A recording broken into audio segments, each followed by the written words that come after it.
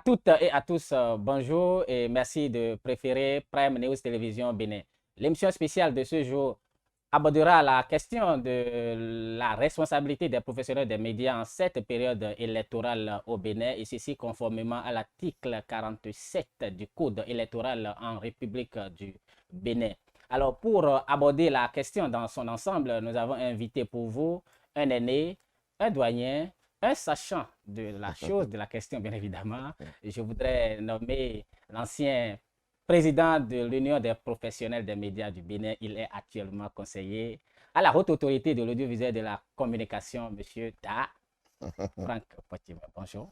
Bonjour, Alors, bonjour. comment se porte la presse béninoise? La presse béninoise, elle se porte bien. Oui, elle se porte bien, oui. Elle se Oui. porte bien. Euh, on aura toujours besoin de la presse, malgré les réseaux sociaux, malgré les défis des nouveaux médias et autres. C'est ça. Et la preuve, nous sommes dans un type de nouveaux médias. Absolument. Voilà, donc la presse doit travailler, les animateurs de la presse doivent travailler à garder le flambeau. Merci beaucoup à vous, conseiller. Alors, parlant de médias, toujours en cette période, comme je le disais à l'entame, la responsabilité des journalistes en cette période électorale spéciale, je l'ai dit. Alors, comment est-ce qu'un journaliste pourra aborder les questions politiques, les informations politiques en cette période? Oui, le journal a un rôle primordial en tout temps. C'est ça. En tout temps, c'est le rôle de l'information. La société a confié à un type de citoyen à mission de pouvoir travailler à informer. Vous savez que lorsque vous êtes mécanicien, vous êtes un mécanicien, il s'occupe des véhicules, un Absolument. médecin s'occupe de la santé. Donc, de même, dans la société, il y a des individus dont le rôle est de travailler, de collecter, de traiter et Information de mettre les informations à la disposition du du public. grand nombre. Voilà.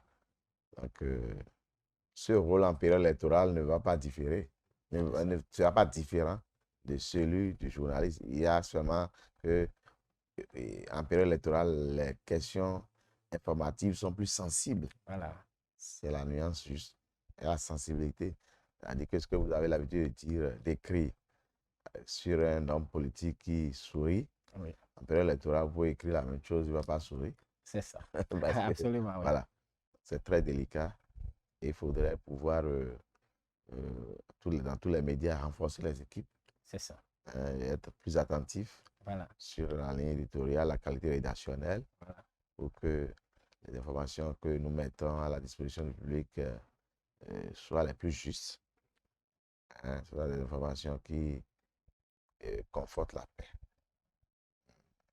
l'unité nationale, Surtout. voilà, et que après les élections, nous continuons pas à être citoyens d'une même nation. Le plus important. Alors, pour ça, la HAC très prudente et très et regardante pour cette période, comme on le dit, a très tôt pris des décisions, conformément bien sûr à l'article 47, comme je l'ai dit. C'est vrai, vous n'êtes pas là, vous n'êtes pas là officiellement en tant que conseiller au niveau de la HAC. Et pour prévenir tout cela, des décisions ont été prises, des formations ont été initiées au profit des journalistes de toutes catégories, bien sûr, pour quand même limiter un peu les dégâts en cette période. Alors, pourquoi tout ça? Oui, tout ça parce que Ou bien de quoi il a été question la lors des loi, formations, voilà. oui, comme vous l'avez si bien dit tout à l'heure, je ne suis pas là en qualité de conseiller à la HAC, mais je vois que il est difficile pour vous De de dissocier le dissocier. conseiller portier de sachant journaliste. Oui, la HAC, comme toujours, parce que chaque institution, la République a son rôle. Le Absolument. Parlement légifère, Ouais, la HAC régule, hein, met en place les conditions de, conformément à la loi, met en place les conditions de création des organes de presse ouais. et également les régule. Les régule. Donc, en ce sens, nous disons que il y a une décision qui a été prise le 29 septembre, Oui, une décision portant en réglementation de la période de pré-campagne. La oui, pré-campagne n'a pas été définie par le test. oui. Bon, ben, comme la HAC a pour mission de régulariser, Oui. euh, Partout, il y a un peu de vide parce que vous êtes dans un pouvoir. Oui. C'est de voir comment est-ce que vous accompagnez tout ça là pour Éviter éviter les dérapages. les dérapages. Donc, la HAC a comme Éventuel. tradition de pas adhésion, de pré-campagne. Il n'y a pas de période appropriée pour parler de pré-campagne. La période de campagne a été définie. Oui. Mais nous disons la HAC, toute la période qui précède la période de campagne officielle et qui pourrait laisser libre cours à des mouvements, mouvements politiques. La HAC a essayé de délimiter un peu. Oui. Donc, nous avons pris une décision qui a commencé déjà à partir du 29 septembre, Oui. qui va jusqu'à la veille de l'ouverture de la campagne officielle. Donc, dans cette période, nous avons essayé de définir un peu ce que les journalistes peuvent faire. Alors, tout en restant dans le rôle de l'information, parce que les populations en ont besoin. C'est la loi électorale qui a dit, le code électoral qui a dit que nul ne peut battre campagne en dehors de la période de campagne. C'est ça.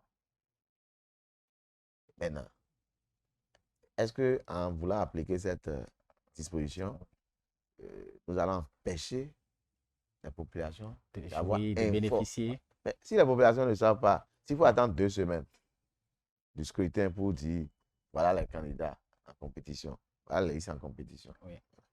Ouais. Cette décision, à un moment donné, n'est pas du goût de certains acteurs, je voulais dire des journalistes, certains journalistes qui estiment que la HAC en fait de trop. Non, les journalistes sont totalement en phase. Parce qu'ils savent de quoi il est question, ils savent ce qu'ils doivent faire. Et ce n'est pas la pouvez, première que des sociétés nommées. Vous ne pouvez pas prendre les lois que le Parlement prend. Oui. Au Parlement là-bas, oui. c'est les députés. Absolument. Donc des hommes politiques par excellence. Par excellence. Oui. Mais cette loi, c'est eux que ça frappe d'abord. C'est eux qui seront appelés à aller battre campagne en dehors de la période de campagne. Oui. Donc c'est pour assainir le jeu politique. Oui, c'est ça. Ouais. Donc la décision de pré-campagne n'est pas contre les journalistes. La loi n'a jamais dit les journalistes, vous ne pouvez pas faire exprimer dans vos médias les visions politiques, les activités des partis politiques. C'est ça. La loi électorale a dit là-bas, lui ne peut battre campagne en dehors de la période de campagne. La période de campagne, c'est 2 semaines. Ça. Mais la loi permet aux médias de dire les listes en compétition, de les candidats dans chaque circonscription électorale, de dire leur vision, tout ça. Mais c'est d'éviter de vendre. Je suis d'accord, mais... Ce que la décision de pré-campagne dit là, c'est juste d'éviter de vendre. C'est ça. C'est-à-dire, tu ne diras pas dans ton média le candidat le plus beau, le meilleur, tout ça. Mais on peut dire que dans la 20e, voilà les candidats en compétition. La Sénat a clôturé. Les médias sont libres d'informer. Dans, je crois, 24 heures, mardi soir ou mercredi, on connaîtra la liste définitive. Les médias sont appelés à informer sur tout ça. Mais c'est juste ce qu'on demande là, c'est de ne pas vendre. Oui, cette période électorale est quand même subdivisée en 4, pour ne pas dire en 3, pour ne pas dire 4. C'est-à-dire la pré-campagne qui est subdivisée en 2 parties parce que nous avons la pré-campagne, la campagne proprement dite, le jour J et la période post-électorale. Maintenant, il doit y avoir aussi un regard et au niveau de cette phase-là qui est aussi très sensible parce que les contestations, après les élections bien sûr, les contestations et autres. Oui, d'abord, la décision du 29 septembre là, va jusqu'à la veille du scrutin. Oui. À part, non, la veille de la campagne officielle. Donc, ça va jusqu'au 23. Non, 23 par là, décembre. Oui, 23, oui. Voilà. Donc, à partir de la campagne, il y aura une décision. Voilà. On va réglementer la période de campagne et la période du scrutin, la période post-électorale. D'accord. Évidemment. On ne gère pas les contentieux. Mais la HAC sera là, à travers sa décision de campagne, à dire un peu le comportement des médias pendant les 2 semaines, à dire le comportement des médias le 8 janvier, le jour du scrutin, et à dire également comment est-ce que les médias doivent se comporter par rapport, comment on appelle, à la gestion des informations relatives aux résultats. C'est important. Alors, à ce niveau-là, bien sûr, monsieur le conseiller, comme on y est, alors c'est difficile pour vous, comme vous l'avez dit, de dissocier conseiller Poitiers-Maire de Poitiers-Maire journaliste, qualité, bien sûr. Alors, à ce niveau-là, est-ce que la date d'aujourd'hui, vous observez quand même, comment vous appréciez le traitement de l'information et environ un mois et demi, bien sûr, de Oui, cette décision. oui. Comment vous voyez ça? Comment vous appréciez ça? Est-ce Non, que non, parfois des choses tapent à l'œil et qui méritent d'être oui, sanctionnées bien parfois, sûr, selon vous? bien Est-ce qu'il y sûr. en a? Est-ce qu'il y a des Et- organes qui ont déjà subi? Est-ce qu'il y a des professionnels qui ont déjà subi?